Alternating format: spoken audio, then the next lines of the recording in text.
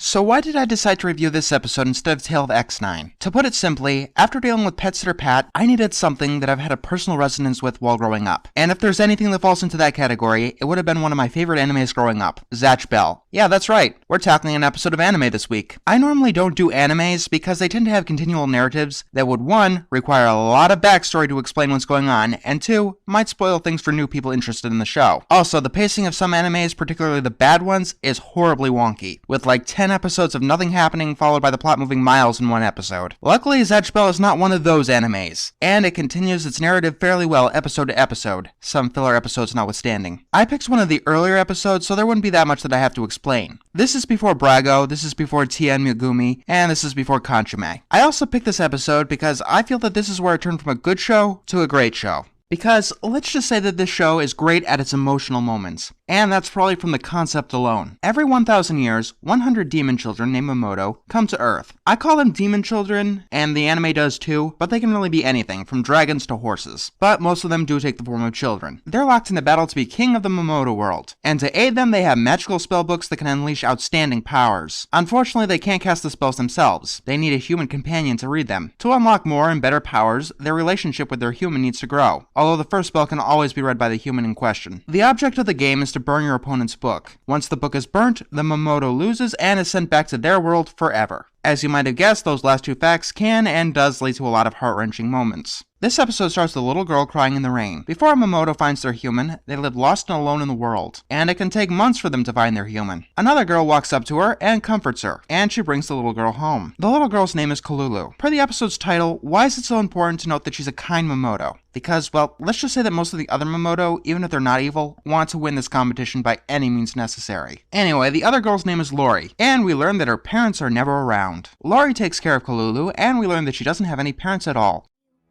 No parents.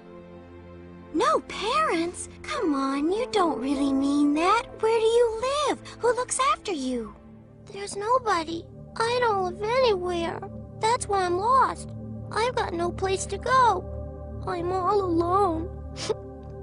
So yeah, for all intents and purposes, she's an orphan. And Lori lets Kolulu stay with her. And they seem to bond. Then we cut to our hero, Zatch Bell. Hi, Naomi. Don't cry, but we found a new playground, so we won't be coming to this one anymore. To answer your question, I don't know what the fuck's wrong with her face. It's never explained. Yeah, another reason I don't often tackle anime is because they have techniques that are rather foreign to me, and they get some scenarios that make absolutely no sense.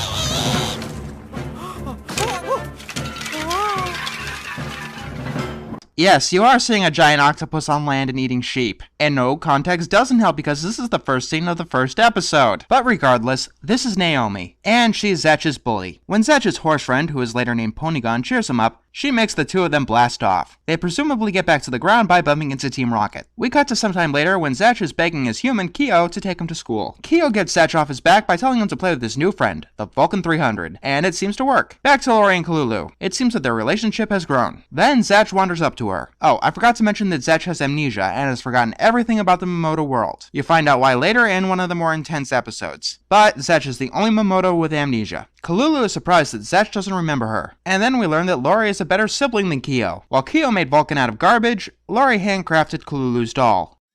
My big sister Lori? She made me Tina so I won't be lonely while she's at school all day. It took Lori almost a week to make her. I love him, Kyo, thanks! How long did it take you to make him? 5 minutes. Then Lori comes up, and we see that Kolulu made a wreath out of flowers for her. We see that Lori's parents are out late again. While putting Kolulu to bed early, she basically remembers how her parents are never around. When Lori vows to protect Kolulu, her backpack starts glowing. Lori opens the backpack and finds Kolulu's spellbook, and she reads the first spell. Rook. No, you weren't supposed to read that, Lori! All of a sudden, Kolulu transforms into that, and she begins causing destruction. Yes, this is the same Kolulu. Where's Kolulu? What have you done with her? Nothing, I'm right here. That's right, it's me. Now hurry, cast the spell again. Lori refuses to read the spell again, and Kolulu starts turning back into her old self. If you think you can run away from it, you're wrong! Sooner or later, you'll have to read the spell! We've been chosen to fight! Kolulu! We can't run away from our destiny. So after that scene, we get Zatch complaining to Kyo that his toy isn't as good as Kolulu's. And yeah, Zatch very much acts like a child. You can either find it charming, or you can find it annoying. I think it makes some scenes where Zatch stands his ground, wins battles, and does some acts of heroism even stronger than they would be otherwise, but I will admit that it often straddles the line. And there's a news report of the attack that tells Kyo that there's a Momodo in the area. We cut back to Lori wondering about what happened to Kolulu. Apparently, Kolulu can't remember what happened during the incident. So Lori takes Kolulu to the park, and Kyo takes Zatch to the park, most likely to investigate what happened. Lori believes that if she never reads the spell again, then Kolulu will never be able to change back, and she's still trying to hide the incident from her. This gets Lori distracted, which leads to the ball rolling into the street. Kolulu goes out to get it, and a truck comes by. Lori has no choice. She reads the spell, turning Kolulu back into her monstrous form. It stopped Kolulu from getting run over, but the monstrous version of her is insanely violent, and begins attacking random people. Kyo, always the hero, launches a spell at her, and then launches another one at her. After seeing Kolulu hurt, Lori reads the spell again, making Kolulu even stronger. Another lightning blast. And then Lori gains access to the second spell. Now, then read it, Lori! Quickly!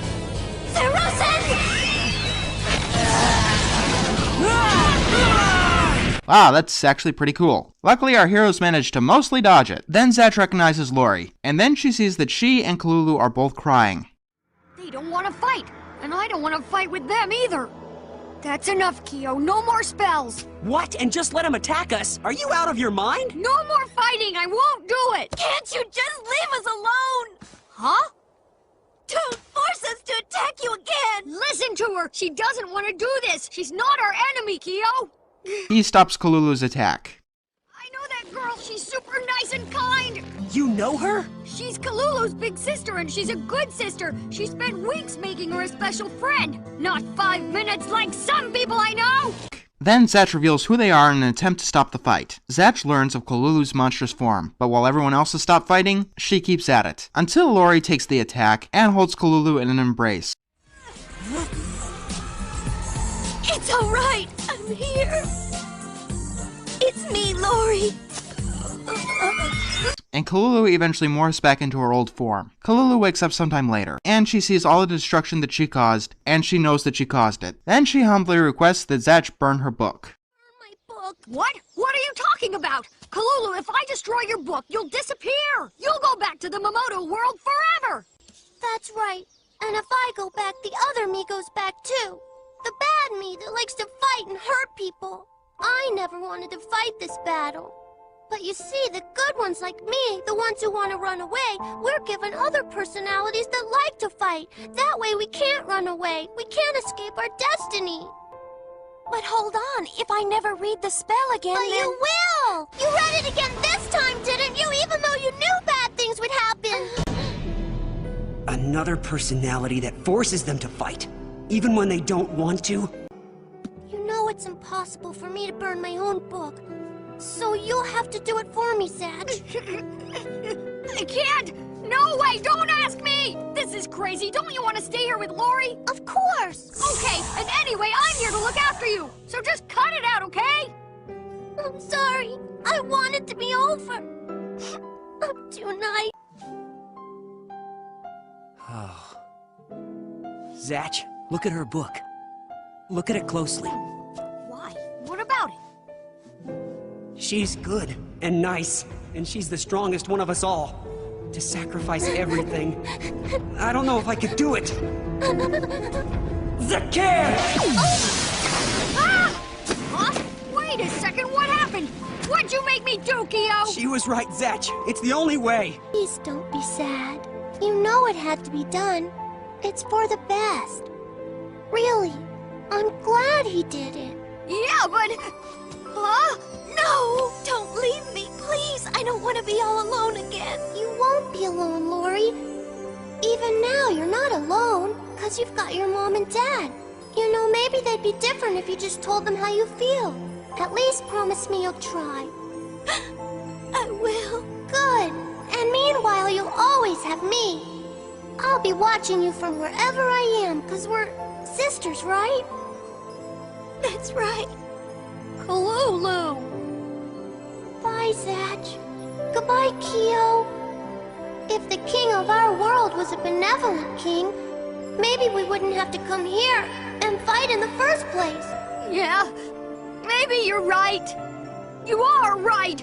That's just what the Momodo King should be. Good and kind, why not? You're exactly right, Kolulu.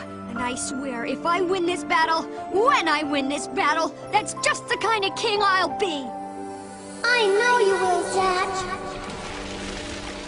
Kolulu! She's gone.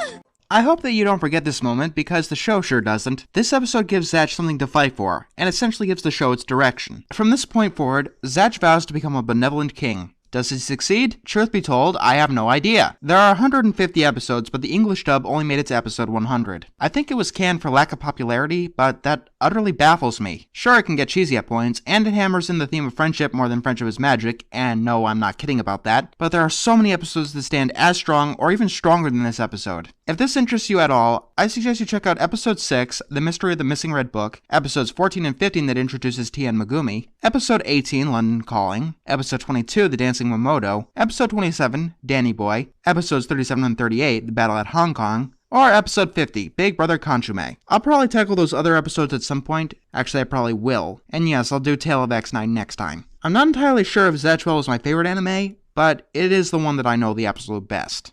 TV